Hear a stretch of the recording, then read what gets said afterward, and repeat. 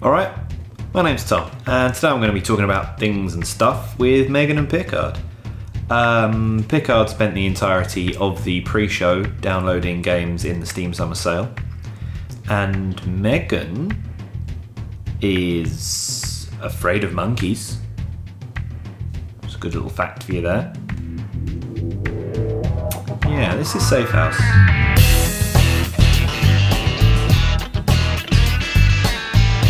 Yeah, slow news week. Nothing's happened. We've literally just been scrabbling like the tiniest bit of news. At straws. Well, there was a sporting event on, I've heard of. Was there? Yes. I don't know. Not that it matters to us anymore, right? So, there's been more important stuff like trailers. Megan's greatest fear has been realised. In about 2 minutes of new footage of right, well, we need to start from the beginning, really. Yeah, Dawn of the Planet of the Apes, the new one. Is it? Rise of the Planet of the Apes was the last one. Or was it? No, I don't know. They're pretty interchangeable words. Yeah, like the new Planet of the Apes film, which will undoubtedly be awesome because the Planet of the Apes film's really good. But terrifying for you. But terrifying. It started, I used to be fine with apes. You know, I didn't have a problem. Chimps, whatever. Like, they weren't my favourite, but... No. But they were okay. I'd go to the zoo parades, and say, like, there's a chimp over there, great. But I don't know what it was. I think I watched, when you watch those documentaries where it's like, it ripped someone's face off. Yeah, they are angry creatures. Yeah, I know. Yeah. And then I was like, okay, so it's capable of tearing my skin from my face. Yeah. And then I went to the zoo and one was just going mental. And I was like, right, that's it. I don't like apes or chimps anymore. You and me, we're done professionally. We're done. See, but not exclusive. I don't have a problem with orangutans, and there was one orangutan in the last film, and I was like, okay. He was a top bloke. He was actually. He was chilled out though. He was fine. He was hanging out. He was like, yeah, I'm cool. Yeah, he was like, whatever, do what you like. I loved the last film. I really loved the Planet of the Apes. When I text you after watching it, because I watched it like midday, in the middle of some day when I was off, and I text you saying the concept of the film I don't have a problem with. Yeah. The use of apes, that's what I've got a problem with. Is that not the concept of the film though? Yeah. It's just Andy Serkis in mocap is generally always terrifying. Yeah, exactly. Yeah. But in the new trailer, there's this bit where, because obviously they were terrifying to begin with, where when he spoke, oh yeah, I was terrified. It's like, well, now what? Yeah, exactly. Where can this go? Oh no, wait, they're on fucking horses now. Yeah, they are. With guns. He's got guns. He's a monkey with guns. This is literally my worst nightmare. How do you defend against that? You don't. No. You don't. That's the scariness. Yeah. You send Gary Oldman in. Yes. Gary Oldman is so angry in that. He is having a bad day. Not having. Well, he's either really angry or just completely silent, which I don't know which one's scarier. Well, yeah. I was going to say, that's sort of like bubbling beneath the surface. Like, I'm going to get you, monkeys. I'm going to get you. But a monkey's got a gun, so I don't really know what he's going to do. That's it. But I mean, on trailers and monkeys with guns, there's a new Expendables 3 trailer out. So perfect. I need to spam out my type. Well worth it. I'm not going to lie, I love the Expendables films. I'm not sorry. They are stupid, over the top, not taking themselves seriously. They're in that ilk of, like, it's so bad. Yeah. But surely it's just bad. No, because they don't take themselves seriously. So it's not like it's going, oh yeah, I'm a super serious action film. They know that it's a group of aging 80s action stars all getting together and just blowing up helicopters. It's brilliant. So who's the new ones that are in this one? They've got, the point of this trailer was them rescuing Wesley Snipes from prison, which I'm not sure whether it was part of the film or whether it was a documentary. Or like a behind the scenes video. Did they just film everything else around that? Yeah, they basically drive a train into a prison and explode it and then save Wesley Snipes. And apparently Wesley Snipes does the same thing that Jason Statham does, so they're really good with knives. Because, you know... What do you mean he does the same thing? Martial arts wise? No, because in the film, Jason Statham's thing is he's really good with knives. He's I see, right. Throwing knives at people. And then Wesley Snipes turns out he is also the knife guy. So they're going to have like a if they run out about knives. A throwdown. Yeah, there's a bit in the trailer where they're throwing knives at a dartboard and they both get a bullseye at the same time. It's pretty hype. How? Is it like Robin Hood thing where it goes it's all good. Yeah, there's... I'm just so excited for this. I can sense the excitement. Yeah, I'm hyped for it because Expendables. It's going to be stupid fun, and that's what all things should be. Making old cartoons new again is a thing. It's the newest hype. Yep. They've recommissioned Powerpuff Girls. Yeah. They're doing new Dragon Ball. Yep. And Danger Mouse. New Danger Mouse. New Danger Mouse. New Danger Mouse. You nearly did it. Nearly did it. Yeah. I'm hype about Danger Mouse because that means Penfold will be back. Yeah. And the more regular circulation of crumbs, the happier I'll be. So the more it gets back into that needs to be modern vocabulary. So Danger Mouse is happening. They're doing. They're rebooting Scooby-Doo, the live-action movie Scooby-Doo, which we all know is something that is dear to your heart. I love Scooby-Doo 2, Monsters Unleashed. That is like my Citizen Kane. That film is like The Godfather, second place. Let's put Scooby-Doo 2, Monsters Unleashed, right at the top there, where it belongs. My film degree is like gonna slit your throat. It's like. Oh, no, Scooby-Doo 2, what film? That's the only film I've ever gone to the cinema to see 3 times. I went 3 times to see that film and I regret nothing. People? How old were you when this film came out? You must have been... Probably been about 16, 17-ish.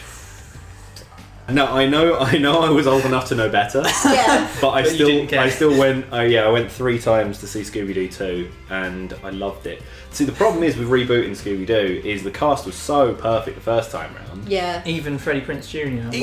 Even Freddie Prinze Jr. Wow, okay. How are they going to top that? Because Matt Lillard just is Shaggy. Yeah, he is the actual manifestation of Shaggy in real life. You know when you... I'd rather they just get unknowns because there's no one that I sit down and I go, we'll do it. You could be Velma, you've got the hair for it and the glasses. Well, not right now, but I would. Yeah, that's it. You got the Shaggy, yeah. So then I'll need to dye my hair blonde.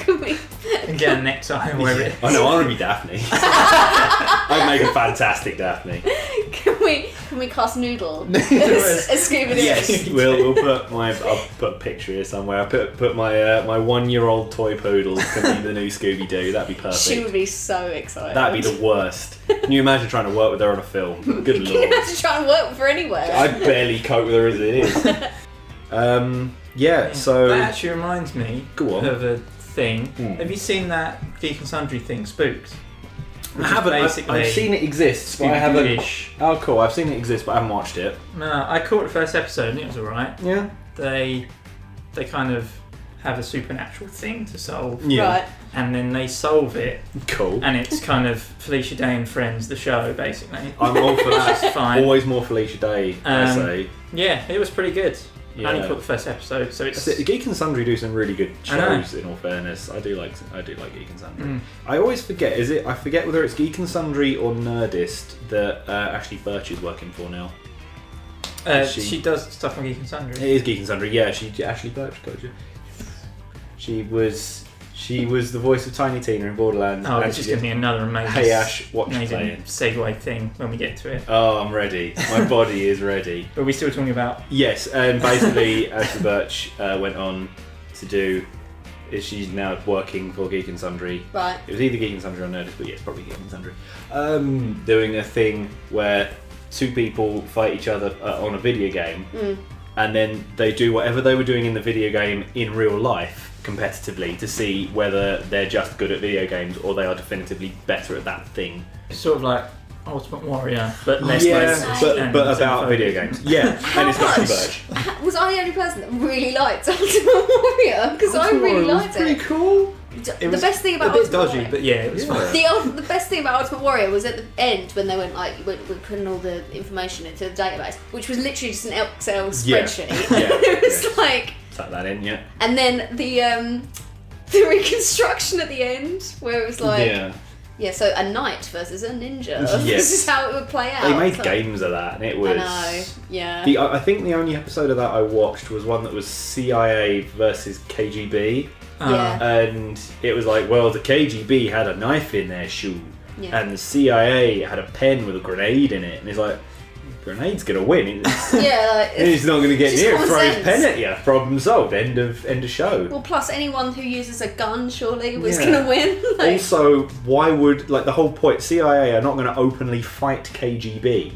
No, they're not complete opposite. Yeah, they're like super secret spies. They're not bloody send them in and make them do battle. The one I saw was Taliban versus the IRA. I saw that one. Horrible. That's a little bit rough. They fought in a car park. Yeah. Of course they did. As you would imagine they would do. Yeah, well, it was either that or an airport. It was going to be one or the other, wasn't it? Ultimate Warrior. Terrible people. Oh, my morals. So, anyway, the clever segue was going to be Ashley Birch, who is in the new TF2 cartoon. Is she? Team Fortress 2 cartoon. I love Team Fortress 2. Tell us more.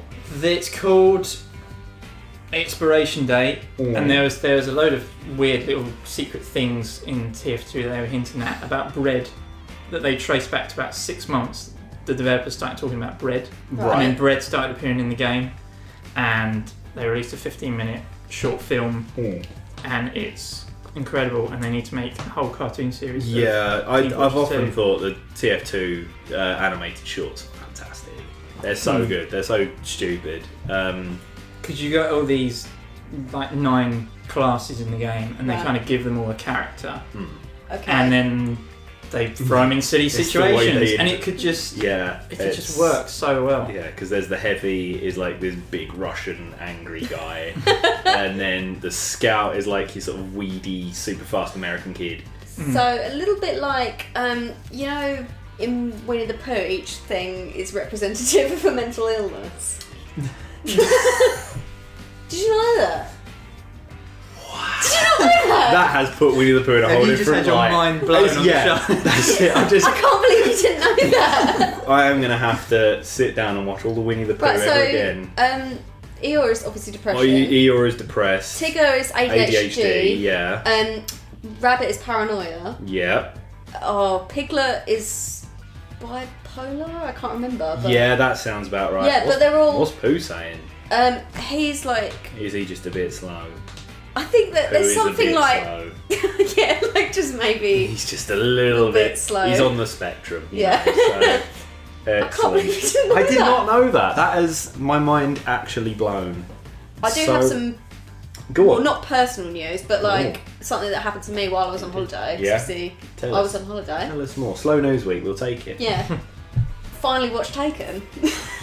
What? I know! You've not seen Taken? No. So were you just not understanding any of those references? Well, I knew that obviously someone was taken. Yes. And Liam Neeson kicks and punches John Taken has to go and fight them. Yeah. Me and Dan, we was watching it and we were saying what a fantastic film it would be is if Harrison Ford and Liam Neeson were in a film where all of their family was still like, where's my family? Where's my family? But we was about 5 minutes away from that bit. Yeah. And Alright, carry on. That'll time me over for another week or so. And so Dan turned to me and was like, do you want to go get some snacks? Because there was like a convenience shop in the hotel. Yeah. And I was like, are we going to be back in time to see the bit? Because otherwise, what's the point in watching it? You might as well. You can just watch that bit and then turn it off, and you will have seen all you need to see. Yeah. So we ran down, literally no word of a lie, ran back up to make sure, and we walked in just as he said it, and I was like, yes. I will find you, and I will kill you. Yes. He has 2 leather jackets in that film. 2 leather jackets. 2 different leather jackets. Oh my god. I've only got 1. Exactly. He's doing better than me. You couldn't take it on carry-on. No, that's hard to fold up. And he wouldn't have worn it because it was quite sunny. Quite sunny. I think you're overthinking Yeah, I was going to say it's John Taken, film Taken where he in face punching. assumes that something's going to go wrong when she goes on holiday. Yeah, and therefore it definitely does go wrong. Because Americans. If we have learned anything, it's basically xenophobia the film. If we've learned anything, just don't go to France. Well, no. If we've learned I went to France once. I was sold into sex slavery. You've only just found your way back. It was a rough time. And basically, that happened, and I was the Liam Neeson character. Yeah, you had to come and you. save me. You were punching people. You were putting nails in legs. Look, I look small, but I have a particular set of skills. She's like a angry raccoon. When I'm cornered, goes at you. Lash out. No, if we've learned anything from Taken, it's don't follow you two around on their tour. Well, that's the point. first mistake. Yeah, the exactly. first mistake. The premise of the film shouldn't have been don't go to France, it's not safe. Should have been why are you following you two? Also, it was like 2007. Yeah, and she was supposed to be 17. What 17-year-old do you know that likes you two enough that would follow them around? People who were 17 when you two were relevant didn't like you two. Like no one likes I get it. She's got loads of money.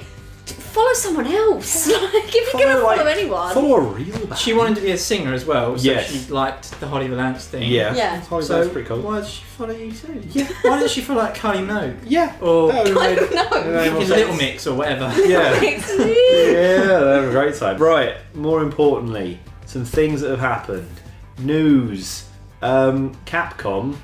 Oops. Sucks to be Capcom. Well, I don't know.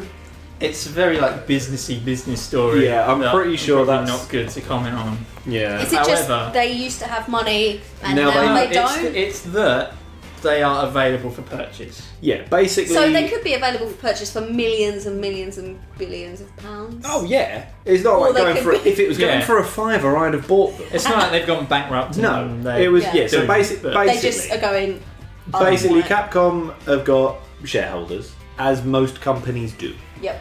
And shareholders own the right to say, I want you to buy my shit.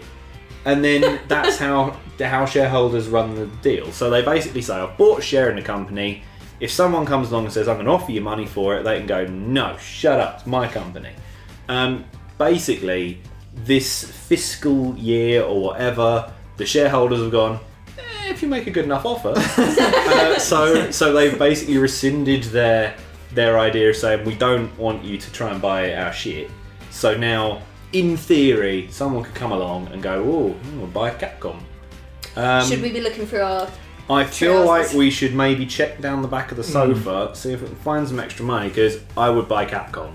And it would be brilliant. I would love it. I would literally love it if, for whatever reason, you went out, bought your first lottery ticket, and you won the Euro Millions, and you were just like, well, I've got 100 million. Capcom? I'll have Capcom then, actually. Yeah. I can literally see you turning into this eccentric, crazy billionaire that wears a top hat of gold. I swear down, if I won the Euro Millions, I would be insane. But I'm surprised people don't have the faith in Capcom because Capcom made the good games. Street Fighter. Made.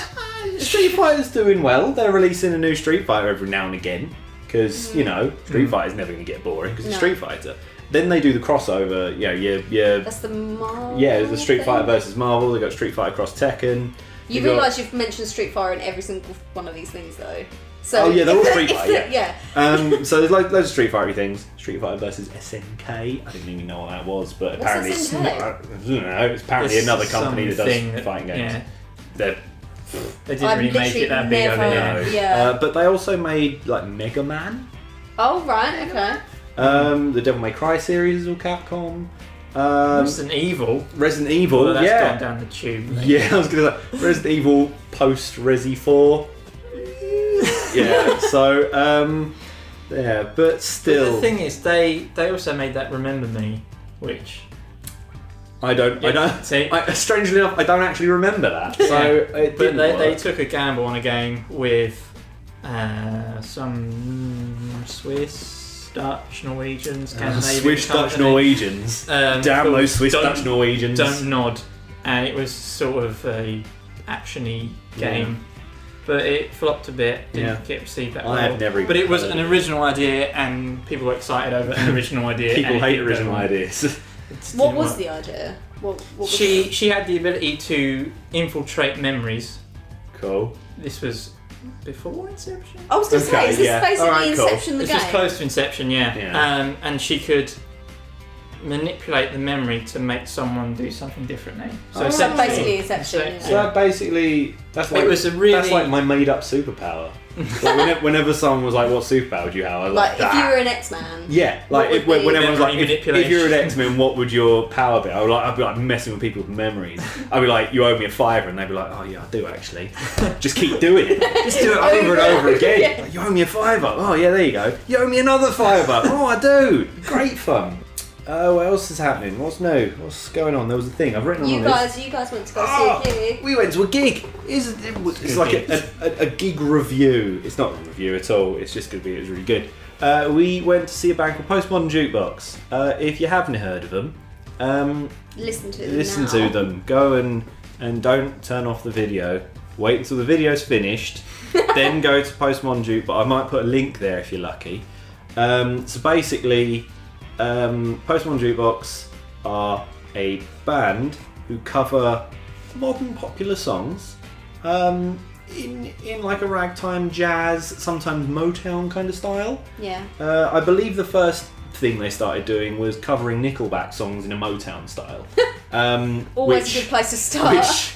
That was fucking awesome. As a premise goes, how you remind me. That was amazing. So everyone was clapping and singing, and the video I think that really launched them was when they did the ragtime jazz thrift shop on Macklemore, and that's what they opened with. And I said it's what they'd opened with. Yeah, right. The doors are at what? 7 was it? 7. The doors were at 7.